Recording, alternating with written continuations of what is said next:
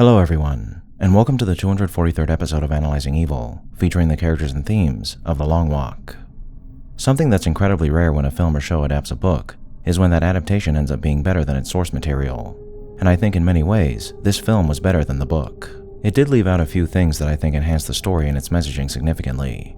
But even though that's the case, with a story like this, it's one thing to read about the things that happen in it, and another thing entirely to actually witness them with your own eyes. Well, as close to witnessing them with your own eyes as you can get at least, which only elevates the source material to the next level. And watching The Long Walk in the theater was without a doubt one of the most emotional experiences I've had with a film in recent years. That being said, the book is incredible in its own right, and it deserves to be talked about as well, especially when you consider things were left out of the film, like I mentioned a moment ago. So in this video, we're going to be talking about everything you see in the film, as well as what we receive in the book, in order to give you the most accurate analysis of all the evil there is to be found in this story. And there's quite a lot of it. So if you're wondering if your eyes have been playing tricks on you because this chair I'm sitting in looks a bit different than it usually does, I promise that's not the case. It is a different chair. Shocking, I know.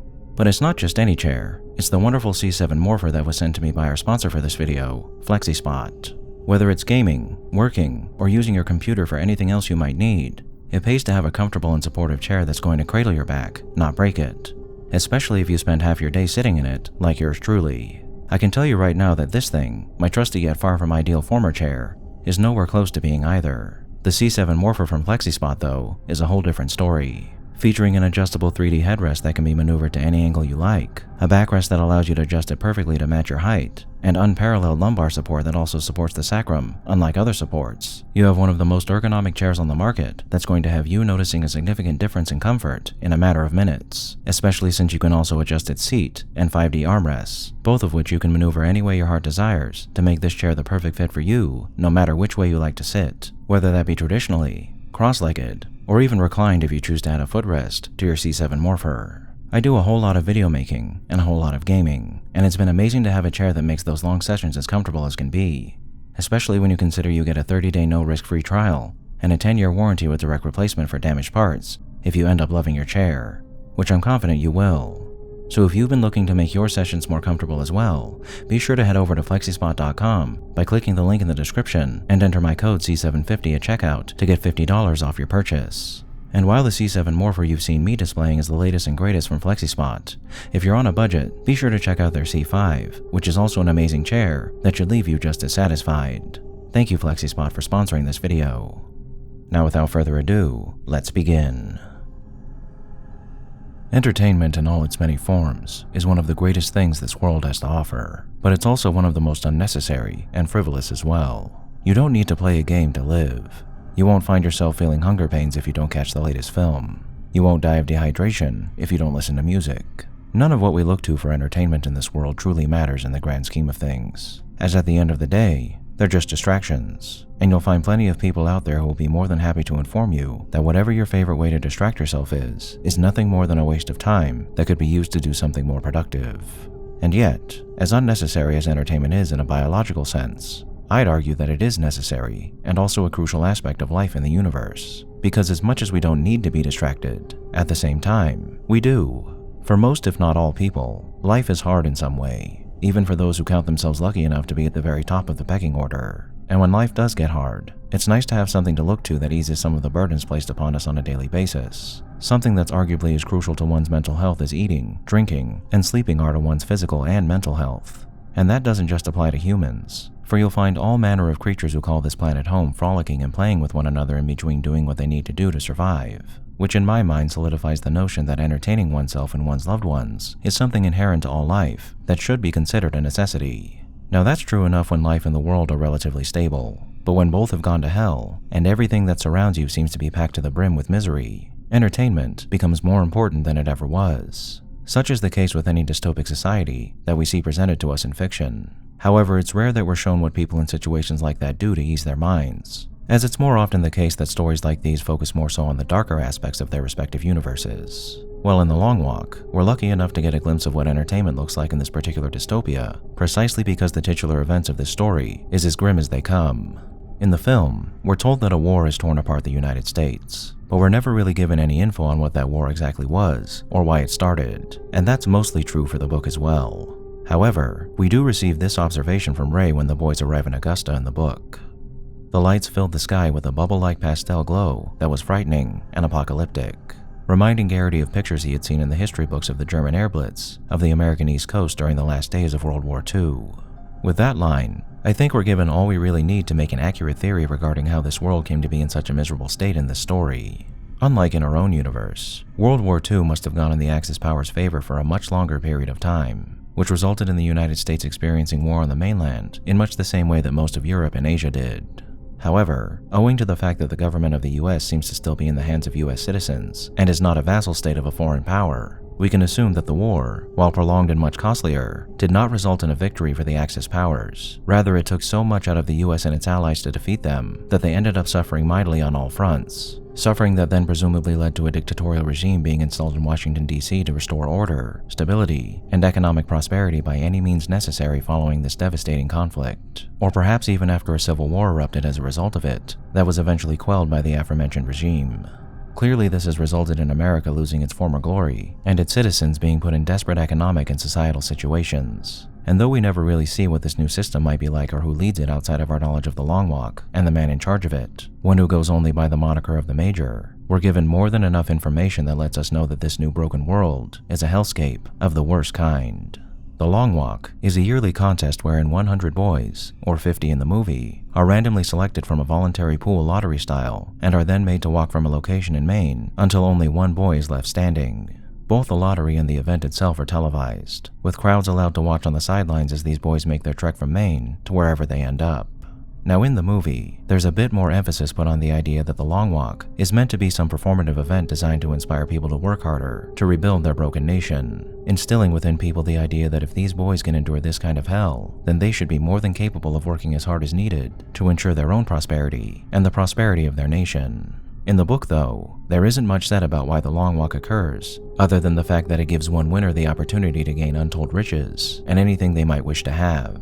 Both reasonings, or the absence of one in the case of the book, accomplish different things in their respective narratives. In the film, there's much more emphasis placed upon the decrepit and impoverished nature of America, with veritable ghost towns and run-down homes and vehicles being staples as the boys make their journey, something that's emphasized by the major speeches about rebuilding their nation, as I've already mentioned a bit, showing us that this is something most of these boys likely feel they have to do in the face of all the hardship they have to deal with on a daily basis, which is absolutely horrifying and heartbreaking. That sentiment still exists in the book, and as much as certain characters like Baker speak about wanting the prize money because they grew up poor, America doesn't seem to be as run down or impoverished here. Rather, it would appear that the Long Walk there is meant to be seen as some dread tool the government uses to manipulate its people in various ways to keep them in line and hold on to their power.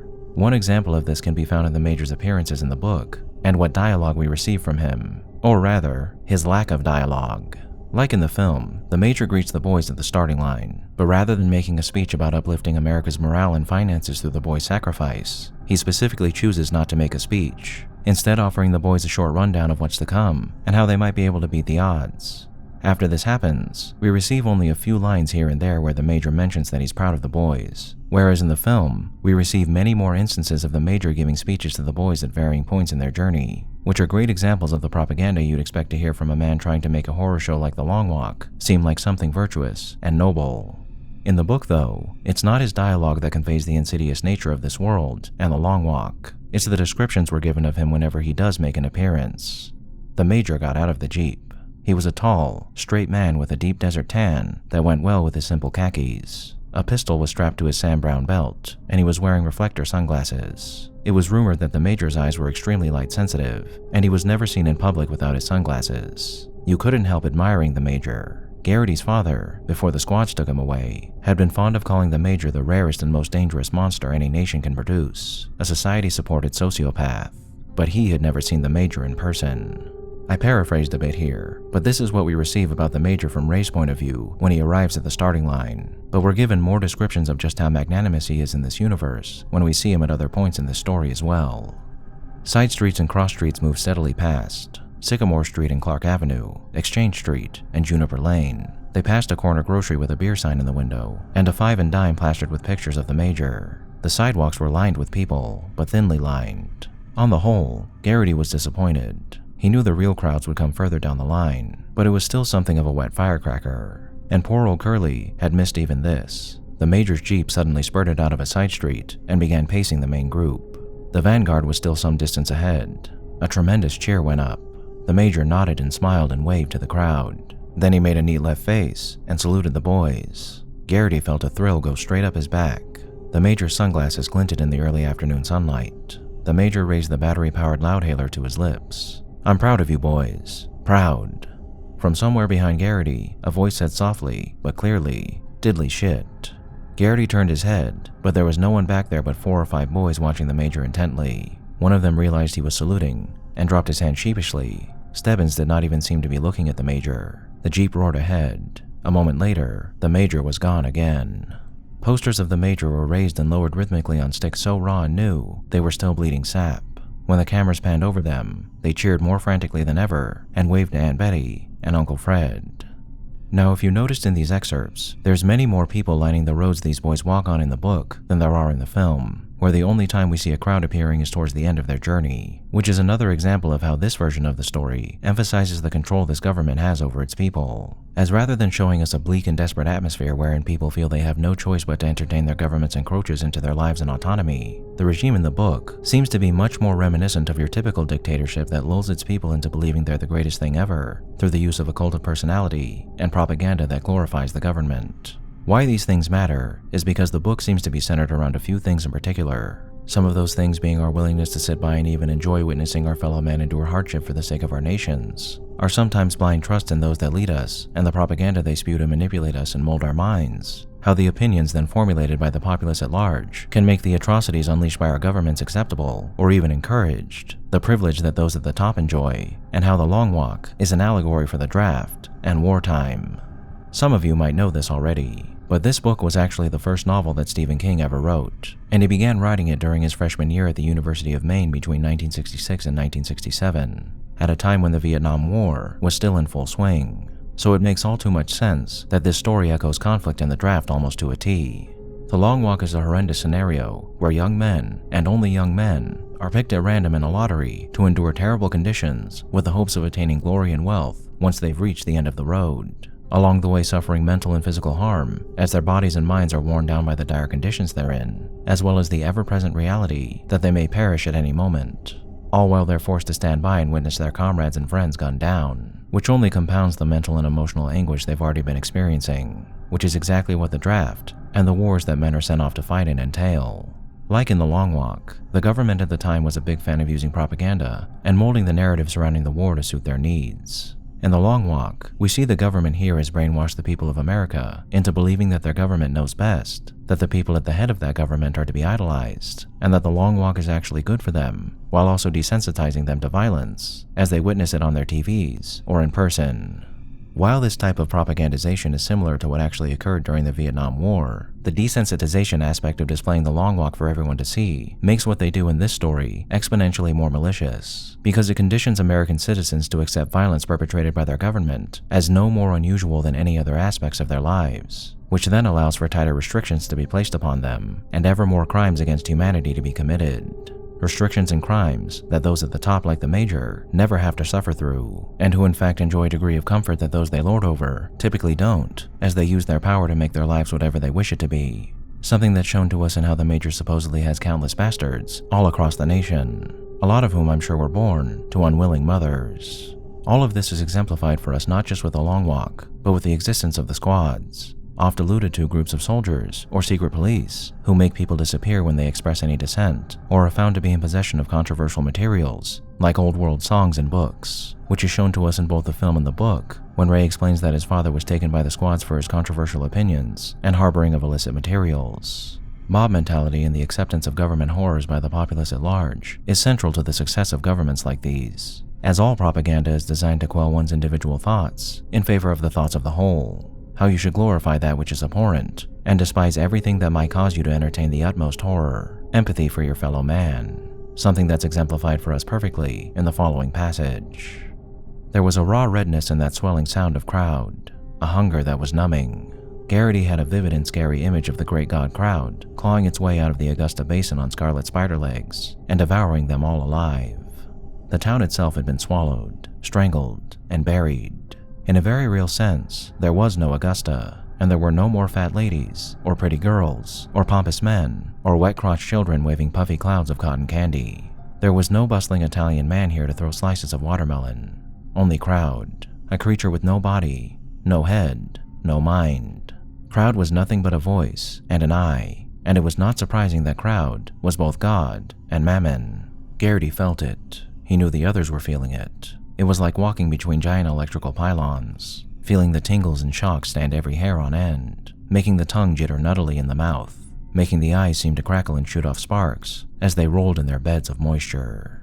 Crowd was to be pleased. Crowd was to be worshipped and feared. Ultimately, Crowd was to be made sacrifice unto. The Long Walk is a perfectly tragic example of all things terrible about government control, warfare, and how easy it is for us to celebrate such terrors. But there's something else the book emphasizes that I alluded to at the beginning of this video: how dangerous entertainment can be when it's weaponized like it is in this story. Something interesting that Stephen King does in the novel is underneath each chapter heading is a quote from either a game show, a sports personality, or a show, which, along with the spectacle that the Long Walk seems to be in this story, alludes to the idea that it, like many forms of media, is a carefully crafted distraction that promises a reward for participating in it, keeps us complacent, and points our minds towards chasing big dreams rather than attempting to change circumstances in more meaningful ways, even when it isn't weaponized. Why educate yourself if you can make it onto a game show and win a big cash prize instead? Who needs to dedicate themselves to building a career if you can make a fortune being a sports star? Why advocate for any meaningful change in your respective society if you can rise above it all by becoming an actor or a musician? Indeed, a harrowing facet of our reality is that even the things that are meant to bring us joy are often laced with evils that seek to harm us rather than uplift us. And these are important aspects of the way our world is ordered that we should all be wary of and make efforts to circumvent or even change when we can. And as much as the book version of The Long Walk seems to be more interlaced with themes that denote the pitfalls of our society and the various evils that are the foundation of those pitfalls, the bleak atmosphere of the film is just as horrifying. As a world driven to such a dire state that its leaders feel the need to sacrifice its youth in a performative stunt that's aimed at bolstering their failing society is nothing to scoff at. But something both the book and the movie accomplish expertly is showing us just how well all the various aspects of this story can destroy us and humanity in general. The brainwashing the people of America have undergone is bad enough, especially when you consider those stone-faced and emotionless soldiers who do their duty of shooting young boys in the head without so much as a twitch of a muscle on their faces. But it's the horrors experienced by these boys on this journey that serve as the most visceral examples of a society gone very, very wrong. Boys who should be doing all the things that men of their age should be focused on are instead placed in a situation where they're made to suffer unjustly on all fronts, with their own bodies decaying as they languish in their own waste, and the blood of the friends they've made along the way, friends whose lives are ended in an instant, in a mess of tears and anguish, coat their bodies. Boys whose sacrifices are supposedly made for the greater good.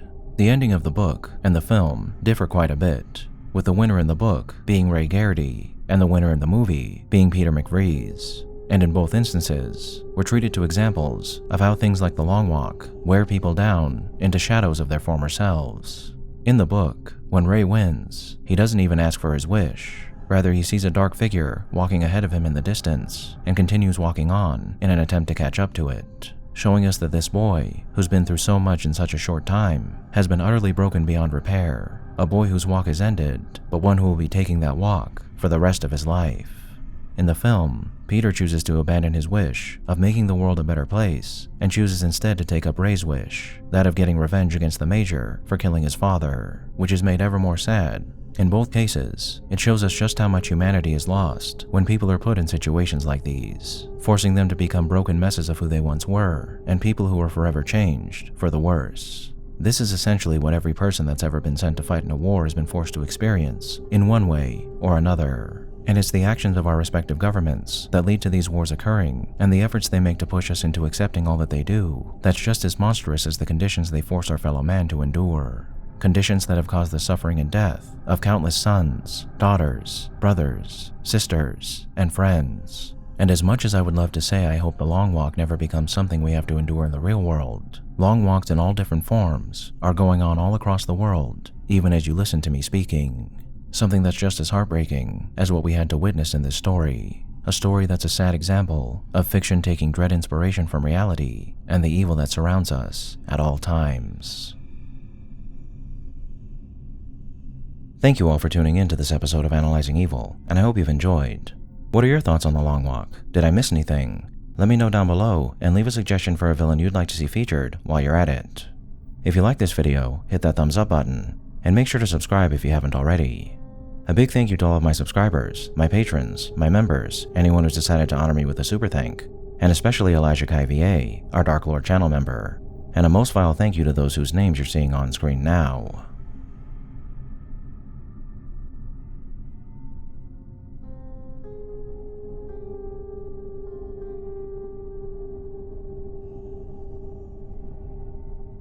Join the channel's Discord server and subreddit to interact with myself and the community, and follow me on the social media platforms listed below to keep up with the channel. As always, thanks for watching, and I'll be seeing you soon.